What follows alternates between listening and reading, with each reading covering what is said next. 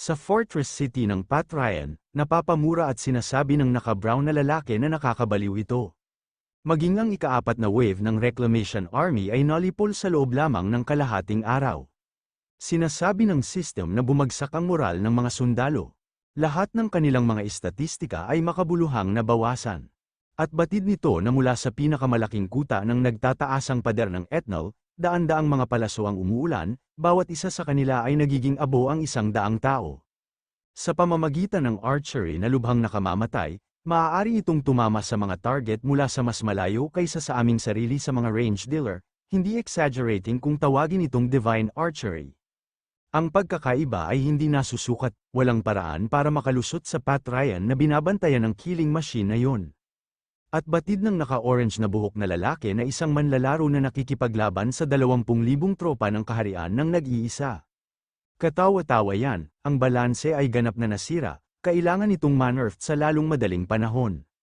Sinasabi ng naka-brown na buhok na lalaki na huwag siyang magbulalas ng kalokohan. Ito ang resulta ng ilang partikular na kagamitan, kontrol, at hindi mabilang na oras. Hindi lang si Jeshuka ang may kakayahang gumawa ng mga ganyan. Ang sinumang makatiis sa prosesong yun ay maaari ding maging hindi may kakaila na malakas.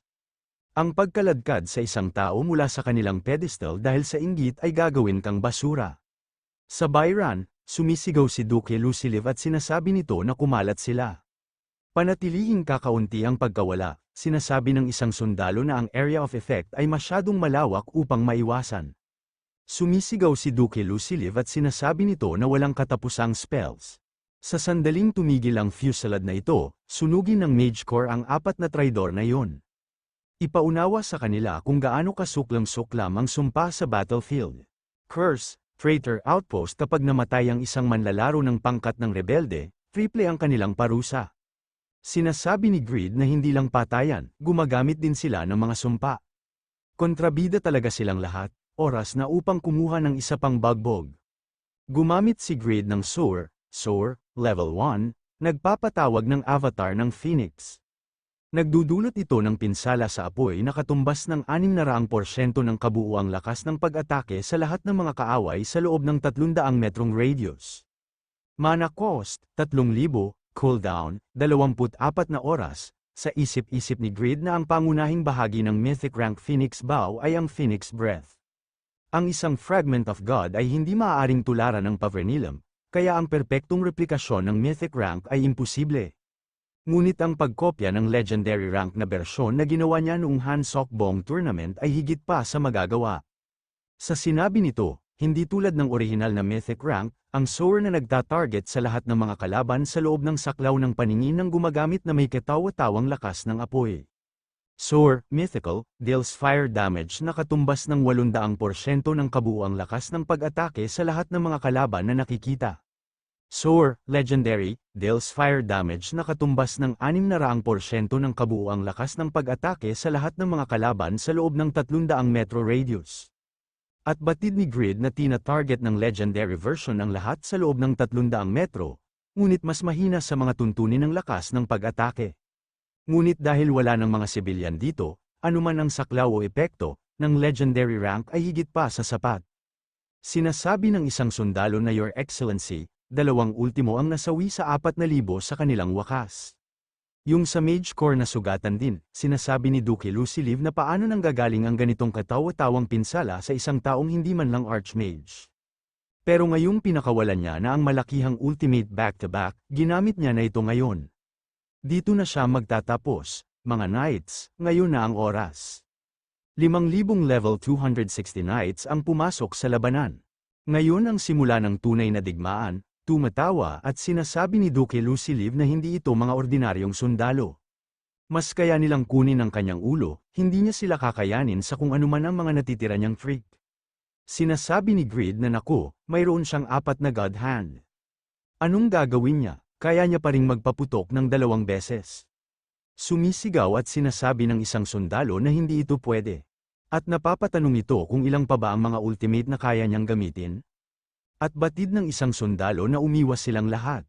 Gumamit ulit si Grid ng Soar, sinasabi ng isang sundalo na mag-advance na sila. Siguro wala na siya ultimate ngayon, sa kabila ng matinding pinsala, Tinupad ng mga piling kabalyero ang kanilang pangalan at natiis ito. Tumatawa at sinasabi ni Duke Luciliv na nalampasan na nila lahat ng ito. Ito na ang katapusan niya, sinasabi ng system na na-activate na ang effect na hidden passive skill, na God's Command. Ang oras ng cooldown para sa sewer ay na-reset, walang mga mapagkukunan na mauubos kung gagamitin mo itong muli sa loob ng 3 segundo. Kinilig naman si Grid at sinasabi nito na isang bonus. Gumamit ulit si Grid ng sewer, nagulat naman ang lahat ng mga sundalo, at napanganga ang mga ito.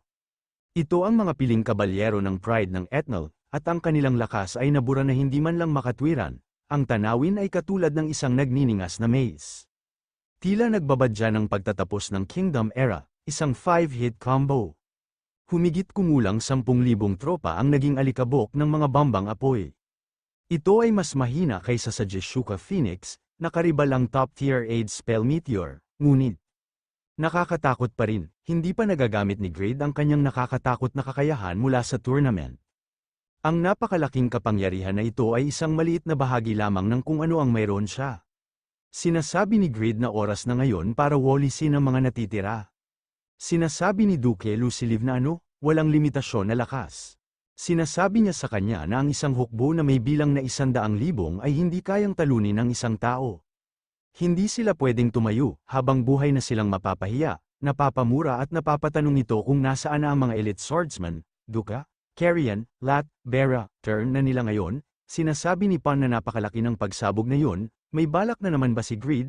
Sinasabi ni Huroy na bumalik sila doon, sinasabi ni Pan na hindi. Huroy, may pangunahing plano si Lowell, sundin ang mga order. Nalilihi si Grid sa pinaplano ngayon, wala silang choice kundi magtiwala sa kanya. Sinasabi ni Yura na Shin Yang-woo, ang kailangan nilang alalahanin sa ngayon ay ang Riden. Ang lahat ng kanilang mga mapagkukunan ay ibinuhos doon, at ito ay naiwang walang pagtatanggol. Hindi nila alam kung ano ang magiging reaksyon ng Akura Fortress ng Imperyo ng Seheran, na nasa hangganan ng Riden. Umaasa lang sila sa masusing paghahanda na ginawa ni Lowell. Sa Altes Mountains, may isang lalaki na nasa bundok at sinasabi nito na dahil ang Akura Fortress ay nasa tabi mismo ng Altes Mountains at Riden, natural lang sa kanila na gumawa ng hakbang. Habang ang pagdadala ng 20,000 tropa ng Seheran ay tila sobra-sobra, ang Etnal, na tapat na nagbigay ng kanilang pagpupugay sa imperyo ng Seheran, ay nagdurusa ngayon sa panloob na salungatan. Ang makakapigil sa Riden ay ang imperyo ng Seheran na nagpapakita ng awa ng imperial nito.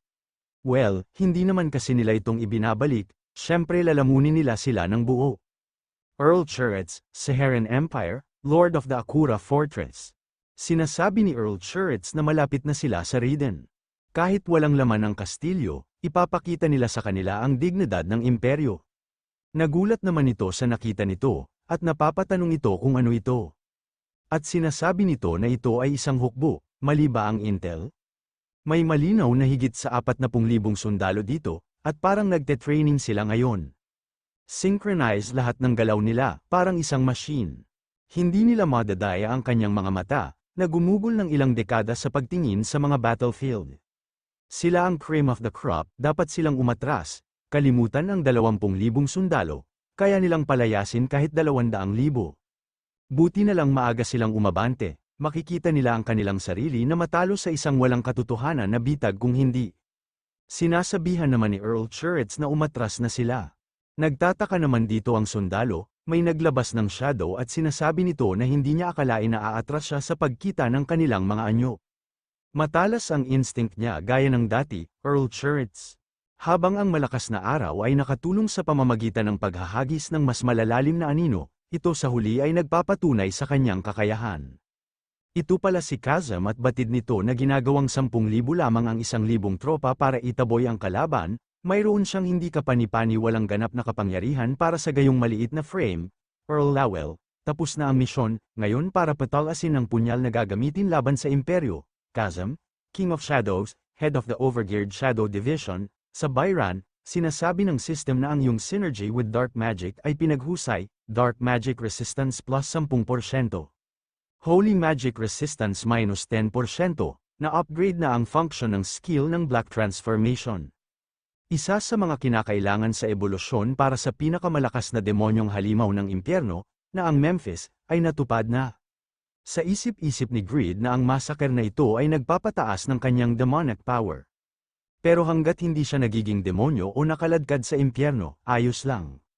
Lumakas din ang Black Transformation, habang bumaba ang Holy Magic Resistance niya, hindi gaanong nakakaapekto ito sa kanya. Kung iisipin, laban na siya sa mga Great Demon at sa Yatan Church. Ito ay maliit na presyo para sa malaking reward, dahil sa 3 layers armor, ang mga arrow ay wala lang sa kanya, at dahil sa mga arrow na tumatama sa kanya, ito ay nagiging isang XP boosters lang sa kanya. Hindi makapaniwala si Duke Luciliv at sinasabi nito na kahit ang kanyang stamina ay hindi kapanipaniwala. Ang mga vassal lords ay hindi tumutugon, ito ay nagiging talagang mapanganib. Ang maaasahan niya lang ay ang mga Golden Elite Troops. Kunin nila ang ulo ng bastos na yan, sumisigaw at sinasabi ng mga sundalo na para sa kaluwalhatian ng kanyang karangalan Duke Luciliv. Patayin ang leader ng rebelde, inatake naman ni Greed ang mga Golden Elite Troops, at ginamit nito ang wave. At sinasabi nito na ano itinatambak niya hanggang ngayon. At kasunod nito, ginamit na nito ang mga magic missile.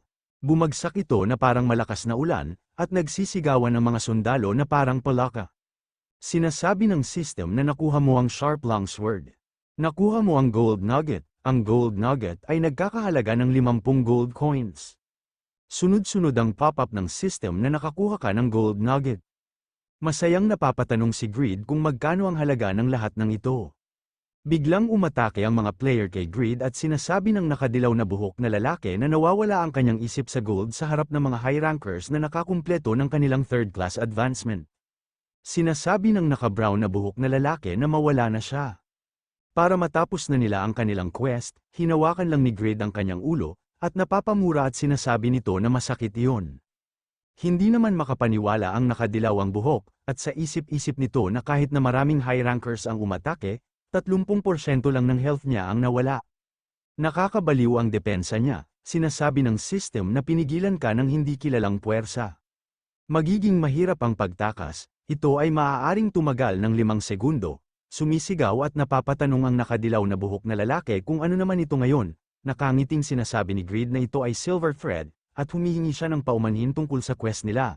Ngunit kailangan nila itong maunawaan, may nagpakawala ng mga arrow, at sinasabi nito na kung malapit na siyang mamatay, ihulog niya na ang kanyang mga gamit. At biglang panangharang ni Greed ang lalaking nakadilaw ang buhok. Ginagamit niya ang high rankers bilang meat shield. Isa siyang demonyo, sabi ko sa'yo, sa isip-isip ng lalaki na hindi may kakaila ang kanyang lakas at husay. Kung mananatili siya sa taong ito, lalo siyang lalakas. Sumisigaw at sinasabi nito na Greed, sasali din sila sa overgeared. Natapos na nila ang kanilang third advancements, at lahat sila ay nasa top 10 ng kanilang mga klase. Sinasabi ni Greed na nagsasalita lang siya ng ganyan, dahil ayaw niya lang mamatay, wag na lang, okay lang siya. Sinasabi ng lalaki na seryoso siya, may sumisigaw at sinasabi nito na Greed. Tignan niya ito, susuko siya, o mamamatay ang mga sibilyang ito. Napapamura at sinasabi ni Greed na nag-hostage lang din sila sa huli. At sa isip-isip ni Greed na akala niya nakalikas na lahat, pero may mga taong nakulong sa loob. Sinasabi ni Greed na gaano ba kabulok ang mga maharlikang ito. Nag-uudyok sila ng tae at ang mahihina ay ang nagbabayad ng kanilang buhay. Pinakawalan ni Greed ang nakadilawang buhok at sinasabi nito na hoy. Ikaw, sabi niya gusto niyang sumali sa guild, di ba? Kung may kasamahan siya, tawagin sila dito ngayon, sinasabi ng lalaki na pinakawalan niya siya. Sinasabi ni Greed na ito ang kanyang interview, patayin niya ang lahat ng kalaban na lalapit sa kanya. Sa isip-isip ng nakadilaw na buhok na lalaki, na ang tumitig ng may mga mata na parang yelo at bigyan pa rin ng pagkakataon ang kanyang mga kalaban, ito ay kahangahangang tao. Ito ang dahilan kung bakit sumunod sa kanya ang mga big shots. Nakangiting sinasabi ng lalaki na on the way na sila. Ito ang landas ni Greed, sabay sigaw ng malakas, nilabas ni Greed ang ideal dagger at ginamit nito ang quick movement. At sinasabi nito na siguraduhin na makakalusot, unahin nila ang mga sibilyan bago ang kanilang buhay. Sumugod na si Greed, pero nakaapak siya ng trap, sinasabi ni Duke Luciliv na ang mga magic attack daw ang gumagana sa lalaking iyon. Inihanda niya ang lahat ng ito habang siya ay na-distract ng ginto. Upang maabot ang mga hostage, kailangan niyang makalusot sa hindi mabilang na mga magic trap. Aabot ba siya sa oras habang dinadaanan ang lahat ng mga trap na ito? Naghanda siya ng isang espesyal na libingan para sa kanya. Pasok ka, sa pagtitig ng mga sibilyan sa kanya, inilagay niya ang kanyang sarili sa isang battlefield na may 100,000 na tropa. At ngayon, sumugod siya sa pamamagitan ng sword at spear upang iligtas sila, na tumatangging yumuko sa mga pagbabanta. May mga sumasabog sa mga bawat dinadaanan ni Greed. At batid ni Duke Luciliv na hawak niya ang mga tao, ang ari-arian ng hari, sa kanyang puso. Tumitindig siya sa paligid na parang hari siya, kasalanan niya yan. May nagsasalita at sinasabi nito na ang pananatilin tahimik at pagtitiis kapag kaharap ang mga makapangyarihang maharlika ang tamang gawin, ang Panginoong yun ay nagngangalang Greed. Patuloy lang sa pagmamadali, nasa dulo na sila ng mga lubad nila sa buwis, pero hinayla sila dito at pinilit na ipaglaban ang buhay nila sa linya. At batid ng isa na dahil sa ilang tusong noble na paghihimagsik, silang mga karaniwang tao ay patuloy na namamatay. Araw-araw silang ninanakawan ng mga maharlika, at ngayon ay nagngangalit ang taong ito para lamang iligtas ang iilan sa kanyang mga tao. Ang mga uri na ito ay nagdudulot ng pinakamaraming problema. Sinasabi ni Greed na sila ang kanyang mga tao, sila ang mga nagbabantay sa lupaing ito. Hindi niya hahayaan na hawakan nila ang kahit isang buhok ng kanyang mamamayan. Kung gagawin nila ito, mamamatay sila, may umiiyak at napapatanong ito kung bakit. Kung bakit siya umiiyak, tumatawa na parang demonyo, at sinasabi nito na itinatapon niya ang buhay niya para sa mga alagang hayop. Isang makitid na karakter na pagmamay-ari ng isang Panginoon ng isang malayong teritoryo. Gaano kabagay, at pinuprotektahan ng mga basurang mamamayan, ang dapat sa kanila ay kuhanan lang ng tax. At magpakasaya sa kapangyarihan, mga alagang hayop na mamamayan, may tumama sa harap ni Duke Luciliv na isang spear at napalingon nito. At napapatanong at sa isip-isip nito kung ano yun, kakampi ba sila ni Greed, hindi sila maaaring tumagos sa likurang, may isang soldier. Tumalon si Asmaphel at sinasabi nito na hindi niya kailanman mauunawaan ang kadakilaan ng kanyang Panginoon. Dumating na rin ang pagkakataon niya.